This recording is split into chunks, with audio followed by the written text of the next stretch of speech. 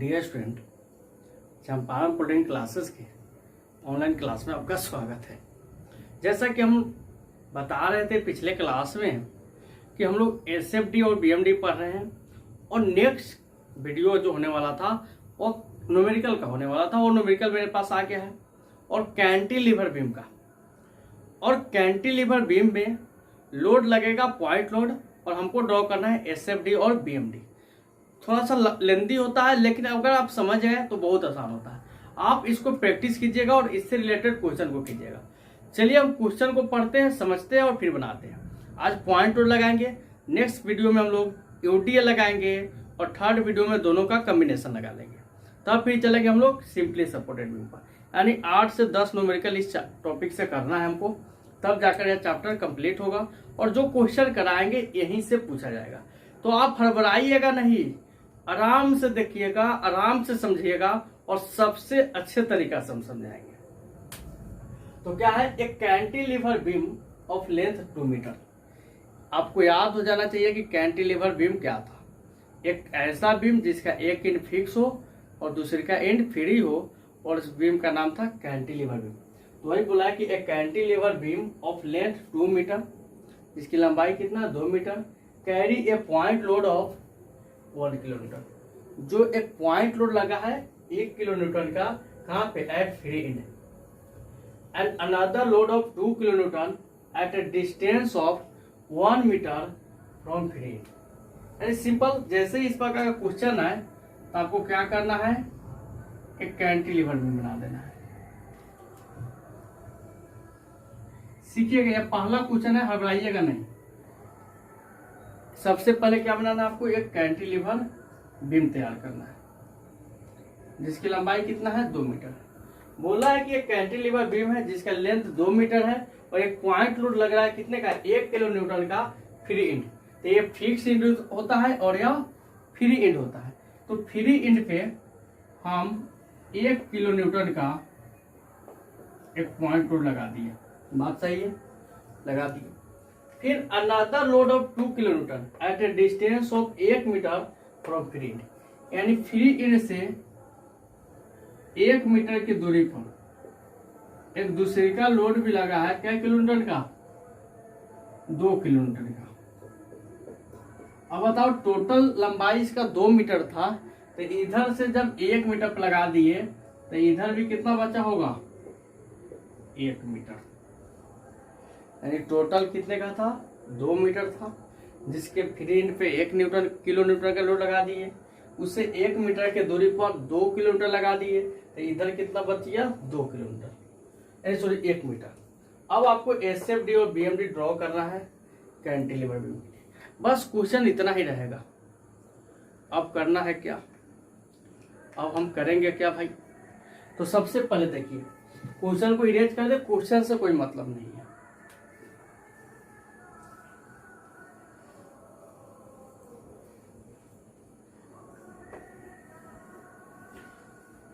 Question से कोई मतलब नहीं है। मेरे पास एक कैंटिलीवर बीम है और हम बताए थे कि कैंटिलीवर बीम में हमेशा जो हम पढ़ाई करते हैं किधर से करते हैं, फ्री एंड से। किधर से करते हैं, फ्री एंड। हम नाम देते हैं इस पोर्शन का ए, बी और इसका नाम देते हैं सी। कोई दिक्कत, फ्री एंड से जब पढ़ेंगे तो ये मेरे लिए राइट होगा और मेरे लिए लेफ्ट होगा। तो हम फ्री एंड से जब पढ़ेंगे तो राइट से क्या करते आएंगे, पढ़ते हुए लेफ्ट की तरफ आएंगे। यानी पहले ए से बी तक पढ़ेंगे, फिर बी से सी तक पढ़ेंगे। तो यानी हम किधर आएंगे, राइट से लेफ्ट आएंगे। तो राइट से लेफ्ट आने के लिए साइन कन्वेंशन लिखे थे हम कि नीचे आने वाले फोर्स को प्लस मानना है, ऊपर जाने वाले फोर्स को माइनस मानना है। अगर आप पिछला वाला लेक्चर नंबर 3 नहीं देखे हैं तो उसको देख कर आइए, तभी जाकर क्लियर होगा। तो सबसे पहला जब भी इस प्रकार का क्वेश्चन आए तो आपको क्या लिखना है, साइन कन्वेंशन। तो यहाँ पर लिखेंगे साइन कन्वेंशन। इस प्रकार वाला को क्या मानेंगे, प्लस। इस प्रकार बनेगा तो माइनस, बेंडिंग मोमेंट के लिए। हर एक बुक अलग अलग साइन कन्वेंशन को फॉलो करता है, इसलिए क्वेश्चन करते समय हमको साइन कन्वेंशन हर एक एग्जाम में भी हर एक क्वेश्चन में लिखना पड़ता है। ये किसके लिए था? For bending moment. Shear force के लिए राइट से किधर चलने वाले? लेफ्ट। तो राइट से लेफ्ट चलेंगे तो जो नीचे फोर्स लगेगा प्लस मानना है, ऊपर फोर्स लगेगा माइनस मानना है, क्योंकि इसमें कहाँ चलने वाले हैं? राइट से लेफ्ट की तरफ। साइन कन्वेंशन लिख दीजिएगा। जो स्टेप हम बता रहे हैं ना, स्टेप को फॉलो कीजिएगा, आपका हर एक क्वेश्चन बनेगा। सब कहता है बहुत हार्ड होता है, आपको हार्ड नहीं लगेगा बाबू। जब ये काम कर लीजिएगा तो अब करना है स्टेप फर्स्ट। क्या है? अब पढ़ाई करेंगे स्टेप फर्स्ट।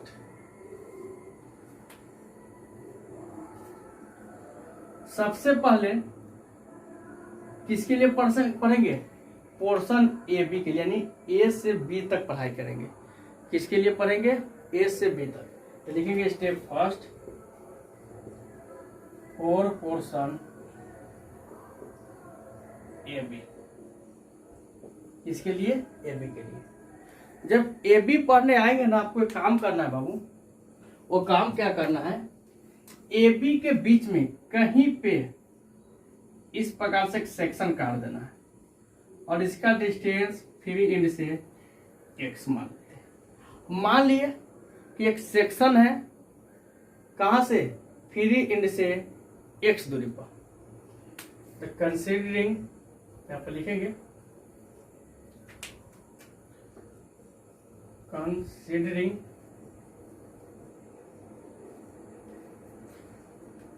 ए सेक्शन, इस सेक्शन का नाम हम दे देते हैं X X, section X X at a distance X from field.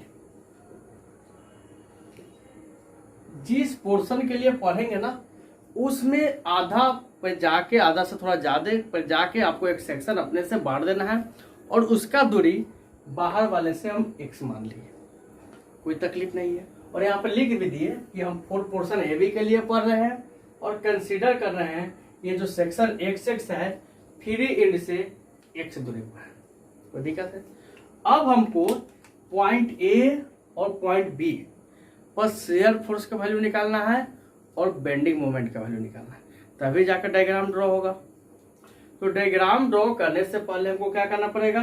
Point A और पॉइंट बी पर एस एफ डी और बी एम डी का वैल्यू निकालना पड़ेगा। तो एस एफ और बी एम का वैल्यू निकालना पड़ेगा, शेयर फोर्स का मान कितना आएगा, बेंडिंग मोमेंट का मान कितना आएगा। चलिए स्टार्ट करते हैं।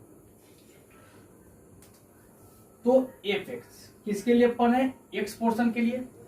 तो हम क्या करते हैं कि एक्स तक, यानी यहां से लेकर जो सेक्शन माने थे वहां तक कितना फोर्स लग रहा है उसको कंसीडर करना है, उसको हम बोल रहे हैं एफ एक्स। एफ एक्स का मतलब होता है जो सेक्शन माने थे वहां तक कितना फोर्स लगा। तो 1 किलो न्यूटन, इसके अलावा दूसरा कोई और फोर्स नहीं है। तो 1 किलो न्यूटन प्लस होगा कि माइनस होगा? तो राइट से लेफ्ट आ रहे हैं ना, तब नीचे आने वाला को क्या मानना है? प्लस। तो प्लस 1 किलो न्यूटन। 1 के साथ क्या एक्स वाई जेड से गुना है? नहीं है। तो इसलिए अगर एक्स वाई जेड से गुना नहीं होता है तो उसको हम लोग कांस्टेंट मानते हैं। क्या मानते हैं? कांस्टेंट। तो ये वैल्यू आपको मिल गया कांस्टेंट। अगर यही एक्स से गुना होता तो उसको लीनियर बोलते हैं, अगर एक्स स्क्वायर से गुना होता तो उसको क्वाड्रेटिक बोलते हैं। इसको क्या बोलेंगे? कांस्टेंट। जब भी कांस्टेंट आए ना, क्या आए? जब भी आपको कांस्टेंट आए तो आपको जिस पोर्शन के लिए पढ़ रहे थे, कहाँ?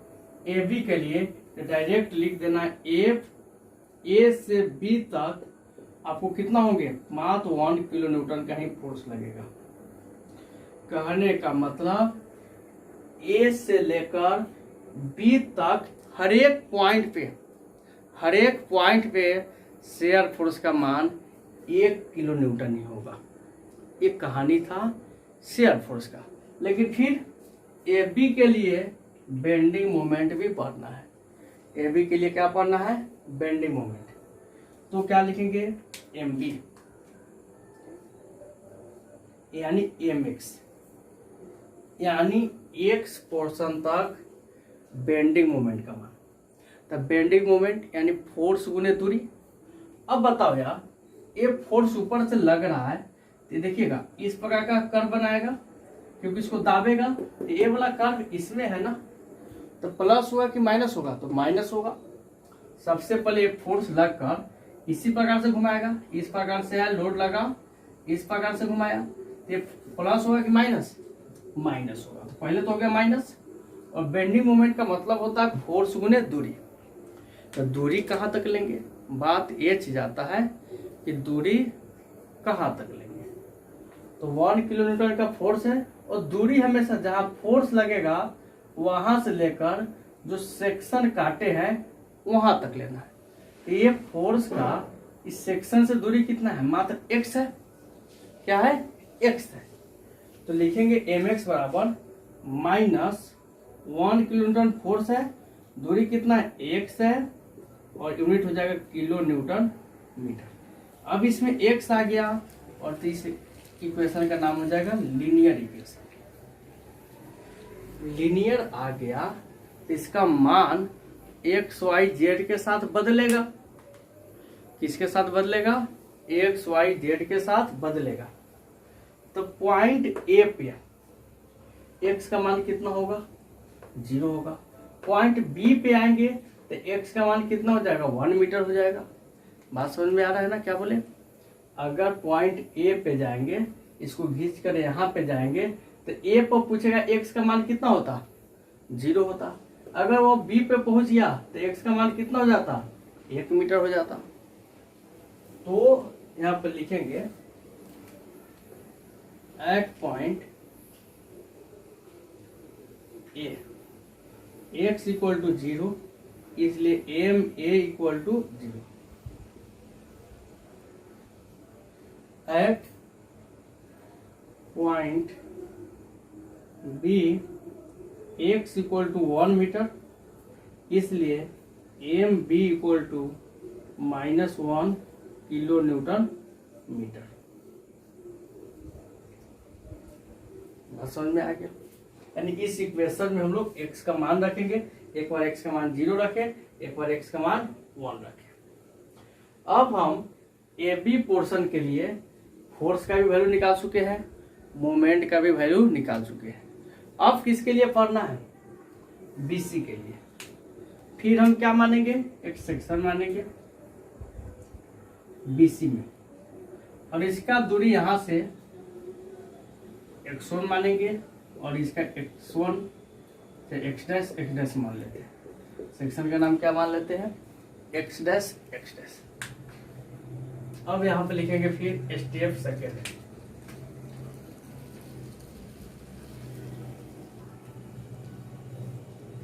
क्या लिखेंगे? Step second. और स्टेप सेकेंड लिखेंगे किसके लिए? Four portion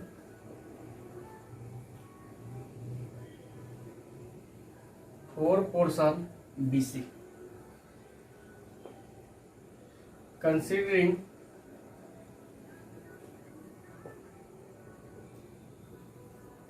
a section x dash at a distance x1 from field,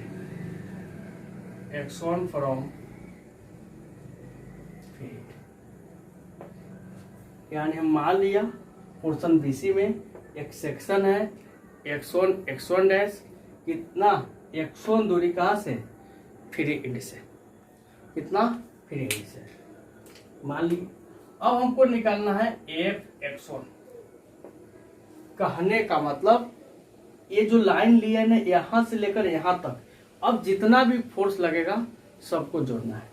यानी Fx1 बोले तो ये जो खींचे ना सेक्शन जो काटे हैं इसके पहले जितने भी फोर्सेस लगेंगे सबको जोड़ना है। जो ए बी में होगा वो भी जुटेगा, जो बी और सी में होगा कहाँ तक, इस सेक्शन के पहले वो सारे जुटेंगे।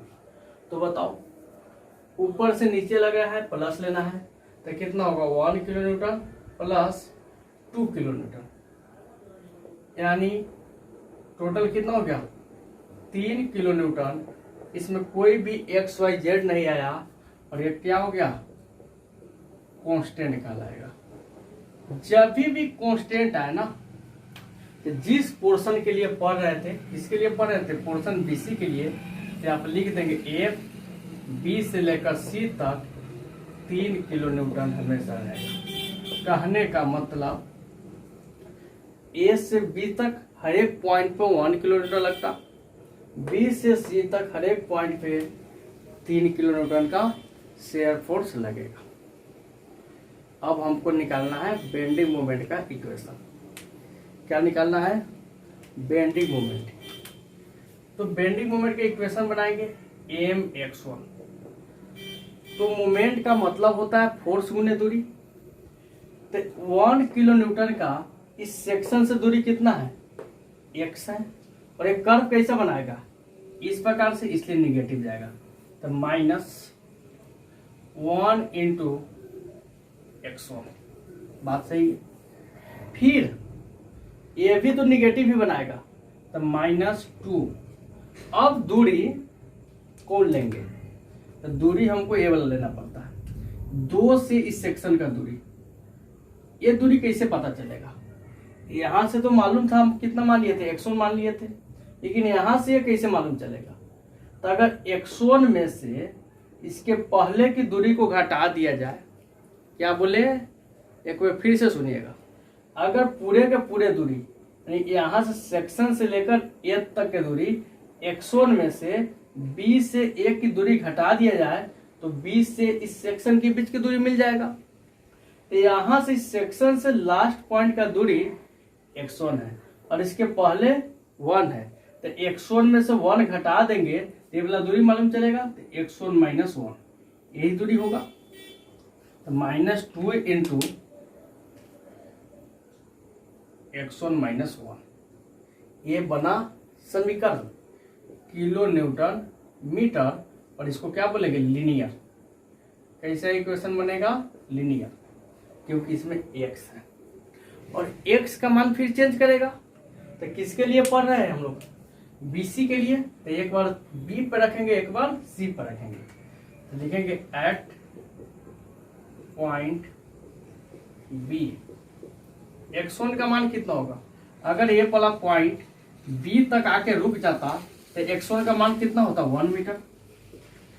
तो 1 मीटर, तो MB निकालो, तो -1 गुने 1 -2 इंटू 1 - 1, यानी MB -1 किलो न्यूटन मीटर।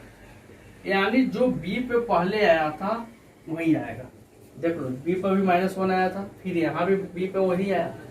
तो हमेशा बेंडिंग मोमेंट का मान हर एक पॉइंट पे सेम आता है, शेयर फोर्स का मान चेंज कर सकता है। फिर at point C x1 equal to, अगर इस पॉइंट को खींचकर C तक लाया जाता तो x1 का मान कितना होता, 1 और 1 2 मीटर। अब ये 2 मीटर का मान इक्वेशन में रखो, ये जो इक्वेशन बनाए थे इसमें, तो MC इक्वल टू -1 गुने 2 -2 इंटू 2 - 1 कितना हो जाएगा, -2 - 2, यानी -4 किलो न्यूटन मीटर MC। यानी आपके हर एक पॉइंट पे शेयर फोर्स का मान और बेंडिंग मोमेंट का मान कैलकुलेट हो गए। अब इस मान के हिसाब से आपको डायग्राम बना देना है शेयर फोर्स का और बेंडिंग मोमेंट का। तो देखेंगे डायग्राम बनाने के लिए फिर से इसको हमको बनाना पड़ता है, इस क्वेश्चन को, और लास्ट में इस क्वेश्चन को बनाकर हम लोग फिर से डायग्राम को दिखाएंगे। तो हम इस क्वेश्चन को इरेज करके फ्रेश क्वेश्चन बना देते हैं और यहीं पे हम शेयर फोर्स डायग्राम को रिप्रेजेंट कर देते हैं। देखिएगा, कैसे बनाया जाता है शियर फोर्स और बेंडिंग मोमेंट डायग्राम। तो सबसे पहले हम इस बीम को बना देते हैं। कौन सा बीम था? Cantilever beam. आप भी एग्जाम में ऐसा ही कीजिएगा, नेक्स्ट पेज में एक बीम बनाइएगा खूब सुंदर सा, तब जाके डायग्राम ड्रॉ करना स्टार्ट कीजिएगा। लंबाई 1 मीटर, फिर यहां से कितना 1 मीटर। यहाँ पे एक फोर्स लग रहा था 2 किलो न्यूटन का, और यहाँ पे फोर्स लग रहा था 1 किलो न्यूटन का। इसको ए माने थे, इसको बी माने थे, इसको सी माने थे। चलिए ठीक है। सबसे पहला काम कि यहाँ से आप फ्री हैंड का ड्रॉ करना है, इसको माप कर नहीं ड्रॉ किया जाता है। क्या ड्रॉ करना है? Free hand. जितने भी पोर्शन सेक्शन माने थे वहां से इस प्रकार से ड्रॉ कर दीजिएगा। हो गया। अब यहाँ पे एक रेफरेंस लाइन मान लेते हैं। अब आपको करना क्या है कि इससे जो ऊपर वैल्यू आएगा पॉजिटिव होगा, इससे जो नीचे आएगा नेगेटिव होगा। पहले शियर फोर्स डायग्राम बनाएंगे। इस पॉइंट का नाम ए है, बी है, सी है। पॉइंट ए पे शियर फोर्स का मान देखो तो हम देख रहे हैं कि शियर फोर्स का मान ए से लेकर बी तक 1 किलो न्यूटन है, यानी कांस्टेंट है। ए से बी तक क्या है? कांस्टेंट है, हर एक जगह कांस्टेंट है। पॉजिटिव है ना, प्लस है, तब मान लेंगे कि 1 किलो न्यूटन यहां तक है, 1 किलो न्यूटन यहां तक है, मान लिया। और यहाँ पर दिखा देंगे कितना 1 किलो न्यूटन ए से बी तक। अब इस डायग्राम को देख हम बता सकते हैं कि ए से बी तक शियर फोर्स का मान कितना है? 1 किलो न्यूटन है। सीधा बन गया। सीधा बनाएंगे, फिर यह नहीं बनाना है लेकिन सीधा बनाएंगे। अब देखो बी से सी। अब यहां पे देख रहे हैं कि बी से सी तक, बी से सी तक इसका मान 3 है। तो हम थोड़ा सा माने थे 1 है, तो 3 के लिए और बढ़ाना पड़ेगा, इसके दुगुना और बढ़ा देंगे। और ये डायग्राम आपको क्या करेगा? 3 किलो न्यूटन को दिखाएगा। 3 किलो न्यूटन, यहाँ पे कितना होगा? 3 किलो न्यूटन, यानी यहां से बढ़ गया कितना? 2 किलोमीटर। ये जो डायग्राम है ना, यही कहलाएगा शियर फोर्स डायग्राम। क्या कहलाएगा? शियर फोर्स डायग्राम, यानी SFD। ये पॉजिटिव है क्योंकि एक XY लाइन से ऊपर है। अब इस डायग्राम को देखकर हम बता सकते हैं कि B से C तक ज्यादा फोर्स लगेगा और A से B तक में कम फोर्स लगेगा। और कितना का लगेगा? A से B तक 1 लगेगा और B से C तक 3 लगेगा। बस यही डायग्राम आपको दिखा रहा है कि किस पॉइंट के बाद कितना शियर फोर्स का मान बदल रहा है। इसी प्रकार bending moment, A B C। ए पे बेंडिंग मोमेंट का मान देखो तो 0 है, 0 है। और बी पर देखो तो -1 है, तो माइनस है तो इस लाइन से नीचे आएंगे, प्लस रहा था तो इस लाइन से ऊपर जाते हैं। मान लेते हैं कि 1, यानी -1 किलो न्यूटन मीटर है। और सी पर देखो तो -4 है। सी पर कितना है? -4 है। कितना है? -4 है, -4 किलो न्यूटन मीटर। अब देखो ये कांस्टेंट नहीं था, ये लीनियर था। लीनियर का डायग्राम ट्रायंगल जैसे बनता है। आपको क्या करना है? यहां से यहां स्ट्रेट लाइन, फिर यहां से यहां स्ट्रेट लाइन। एक प्रकार का ये सीधा लाइन नहीं होगा, थोड़ा सा और टिल्ड हो जाएगा, यहां हुआ। और फाइनली ये डायग्राम, ये बना आपका BMD यानी बेंडिंग मोमेंट डायग्राम। ये दिखा रहा है कि कहाँ पे बेंडिंग मोमेंट का मान मैक्सिमम होगा, कहाँ पे मिनिमम होगा। तो ये एक कैंटिलीवर बीम के लिए था। अब इस डायग्राम को देखकर हम 2 पॉइंट एज्यूम करते हैं। एग्जाम में जो कंपटीशन में क्वेश्चन पूछा जाता है, इस डायग्राम से पूछा जाता है कि बताओ यार, कोई कैंटिलीवर बीम होगा तो उसके फ्री एंड पर बेंडिंग मोमेंट का मान हमेशा 0 आएगा। हमेशा बेंडिंग मोमेंट का मान 0 आएगा। और कैंटिलीवर बीम में बेंडिंग मोमेंट का मान मैक्सिमम हमेशा फिक्स एंड पे होता है। तो याद कर लीजिएगा ऑब्जेक्टिव के लिए, कैंटिलीवर बीम में इस पॉइंट पे यानी फ्री एंड पे बेंडिंग मोमेंट का मान हमेशा शून्य होता है और फिक्स पॉइंट पर हमेशा अधिकतम होता है।